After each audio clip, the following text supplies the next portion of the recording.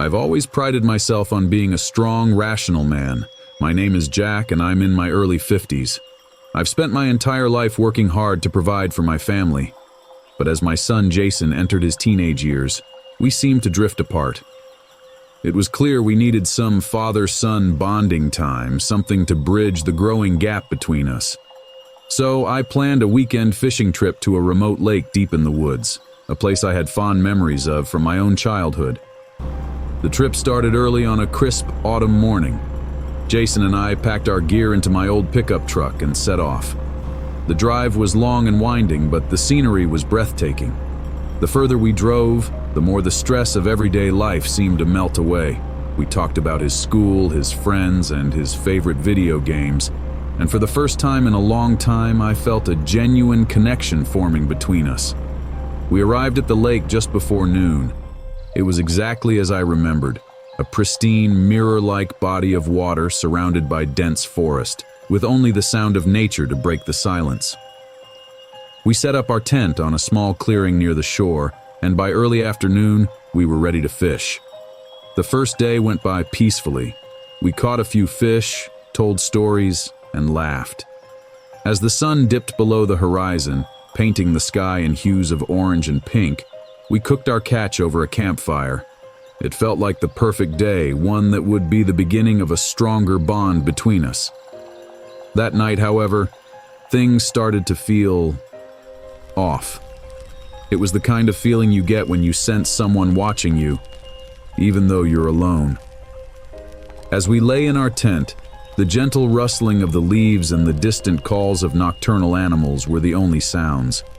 But beneath those natural noises, there was something else, something faint but unmistakable. It was a low, almost imperceptible hum that seemed to resonate from the lake itself. I dismissed it as my imagination, chalking it up to the isolation and the quiet of the woods. Jason, thankfully, seemed oblivious and fell asleep quickly.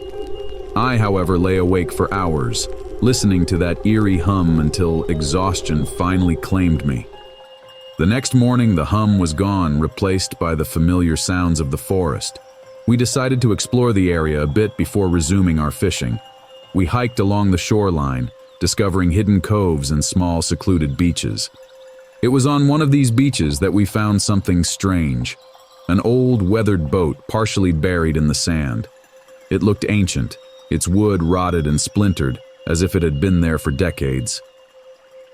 "Look, Dad," Jason said, pointing to the boat. "do you think it still works?" "I doubt it," I replied, examining the decaying vessel. "It's been here a long time." As we continued to inspect the boat, I noticed something etched into the wood near the bow. It was a name, Livia. The letters were faded, but still legible. There was something unsettling about it, though I couldn't quite put my finger on what it was. We left the boat behind and continued our hike, but the discovery lingered in my mind. That evening we fished again, catching enough for dinner. As we sat by the campfire, the feeling of being watched returned, stronger than before. I scanned the darkening forest, but saw nothing out of the ordinary.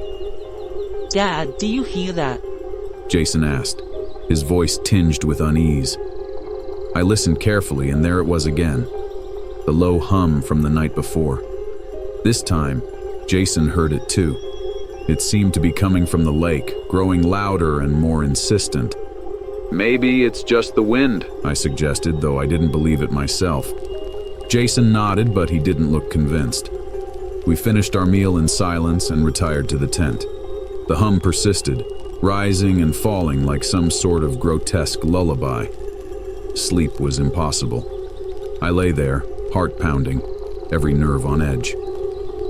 Around midnight, the hum abruptly stopped. The silence that followed was even more terrifying. It was as if the entire forest was holding its breath. Then, out of the corner of my eye, I saw a light. It was a faint, bluish glow coming from the direction of the lake. I shook Jason awake. "Do you see that?" I whispered. He rubbed his eyes and looked out of the tent. "Yeah, what is it?" "I don't know," I admitted. "Stay here, I'm going to check it out." "No way," he protested. "I'm coming with you." I didn't have the heart to argue, so together we crept out of the tent and made our way towards the lake. The light grew brighter as we approached, pulsating gently. When we reached the shore, we saw it. A figure standing on the water, surrounded by the eerie blue light. It was a woman, her form translucent and shimmering. She wore a dress that seemed to flow like water, her long hair drifting around her as if she were underwater. Her eyes were empty voids, and her mouth moved soundlessly, as if she were singing a song we couldn't hear. I wanted to run, to grab Jason and flee, but I was rooted to the spot. The woman raised her hand and pointed towards the boat we had found earlier. Then, as suddenly as she had appeared, she vanished, leaving only the lingering glow of the light. What the hell was that? Jason whispered, his voice trembling. I don't know, I replied, my own fear barely contained. But we're leaving. Now. We hurried back to our campsite, packed up our gear as quickly as possible, and drove away from that cursed place. The whole drive back, Jason and I were silent, each lost in our own thoughts, trying to make sense of what we had seen. It wasn't until we were safely back home that I decided to do some research. I discovered that the lake had a dark history. Decades ago, a young woman named Livia had drowned there under mysterious circumstances. Her body was never recovered, and it was said that her spirit still haunted the lake, luring the unwary to their doom. I shared this with Jason, and we both agreed never to speak of our experience again. But the memory of that weekend still haunts me. Sometimes late at night, I can still hear that low hum, a reminder of the horrors we encountered. Years have passed, and Jason and I have grown closer. But the bond we formed came at a terrible price. The lake's call still echoes in my mind, a chilling reminder that some places are best left undisturbed. And every time I hear the hum, I wonder if Livia's spirit is still out there, waiting for her next victims. I remember that weekend vividly, every detail etched into my memory like a nightmare that refuses to fade. It started as a simple plan, just me and my girlfriend Emily, heading out to a secluded lake for some quality time and fishing. It was a place I hadn't visited in years, not since my dad passed away. He used to take me there every summer when I was a kid. Those were some of the best times of my life, and I wanted to share that piece of my past with Emily. We packed up my old truck early Saturday morning, excited for a weekend of relaxation and nostalgia. The drive to the lake was peaceful, with the morning sun casting a warm glow over the winding country roads. Emily leaned against me, dozing off as the miles rolled by. I couldn't help but smile, feeling a sense of contentment that I hadn't felt in a long time. The lake was just as I remembered it, still, serene, and surrounded by dense forest. We set up our tent near the water's edge, unpacked our gear, and spent the afternoon fishing from the old wooden dock. The air was filled with the sounds of nature, the gentle lapping of water against the shore, and the occasional call of a distant bird. It was perfect. As evening approached, we decided to build a campfire and cook the fish we'd caught. The fire crackled and popped, casting flickering shadows around our campsite. We ate, laughed, and talked about everything and nothing. It felt like we were the only two people in the world. Later that night, after the fire had died down to glowing embers, Emily and I crawled into our tent. The sounds of the forest lulled us to sleep, but it wasn't long before I was jolted awake by a strange noise. At first, I thought it was just the wind rustling the trees, but then I heard it again, a soft, almost imperceptible whisper. I sat up, straining to hear. The whispering continued, growing louder and more distinct. It sounded like someone was speaking in a language I couldn't understand, their voice low and urgent. I glanced over at Emily, who was still sound asleep. I didn't want to wake her, so I grabbed a flashlight and quietly unzipped the tent. The night was dark and eerily quiet. I shone the flashlight around the campsite, but there was no sign of anyone. The whispering had stopped, replaced by the usual nighttime sounds of the forest. I stood there for a moment, feeling a chill creep up my spine, before deciding to go back to bed. The next day was uneventful. We spent the morning fishing and exploring the woods, enjoying the simple pleasure of being outdoors. But that night, the whispering returned. This time, it was louder and more insistent. It seemed to be coming from the direction of the lake. I couldn't ignore it any longer. I woke Emily and told her what I was hearing. She looked at me with a mix of concern and skepticism, but agreed to come with me to investigate. We grabbed our flashlights and headed towards the lake, the whispering growing louder with each step. As we reached the shore, the whispering stopped abruptly. We stood there, scanning the area with our flashlights, but saw nothing unusual. The lake was calm, the surface reflecting the pale light of the moon. We were about to turn back when Emily pointed to something in the water. There, floating just beneath the surface, was a shadowy figure. It was hard to make out, but it looked like a person. My heart raced as I waded into the water, reaching out to touch it. As soon as my hand made contact, the figure dissolved into nothing, leaving the water still and undisturbed. Emily and I hurried back to the campsite, our minds racing with questions. What was that? Were we both just imagining things? We didn't have any answers, but we agreed to stay close to the tent for the rest of the night. The following day, I couldn't shake the feeling that something was watching us. I kept catching glimpses of movement out of the corner of my eye, but every time I turned to look, there was nothing there. Emily tried to reassure me, but I could tell she was just as unnerved as I was. That night, the whispering returned, louder and more insistent than ever. It seemed to be coming from all around us, echoing through the trees and across the water. We huddled together in the tent, too afraid to go outside.